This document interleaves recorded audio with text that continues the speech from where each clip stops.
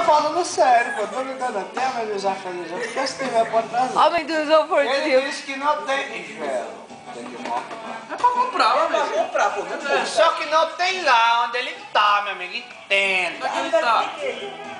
Ele tá em casa. Tem posto do lado da casa dele, pô. Ele vai andando, é doida. Hã? E como é que ele vem? Peraí, Ele não vem pra cá com desculpa. alguém, Toma. pô. Como é que ele vem? Como é que ele vem? Quem é que tá aí, hein, na linha? Thiago. Quem é Thiago? Tiago dos Peitão.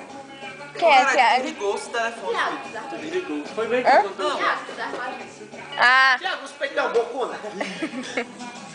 Diz aí, pergunta aí, pô. Ele deve vir com alguém. Ele tá aqui em pé, tá ligado? Pega aumenta pra comprar jeito. Você comprar jeito, bem rápido. É isso. Alô? Alô?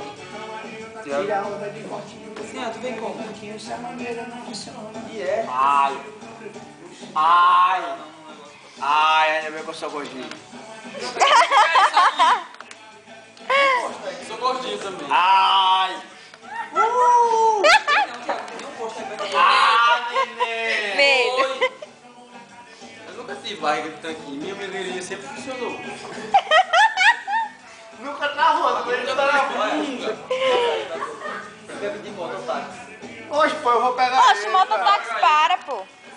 E a gente vai ficar sem som, é? Ele vai Por pegar. enquanto. Enquanto eu trago o cheiro. Eu canto aqui. Hein? Canta aí pra gente. Tem o quê? Então. Fica com o celular, pô. É o quê? Deixa eu Traz pegar vodka, isso, eu traz canto vodka. agora. Como é que tu traz esse? Tu quebra no clima. Hã? Que uísque? Oxi! Olha, traga o que a gente tá feito tudo grama aqui.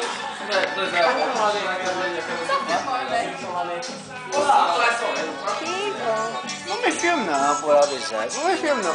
Eu tô meio constrangido. Por que você tá constrangido? Eu já tô ficando bêbado. Mas já, nego. Cuidado com a dresta, viu? Porra de graça, mandando esta merda sou eu. Ó, a gente vai trazer um reto pra nós. Ô, foda.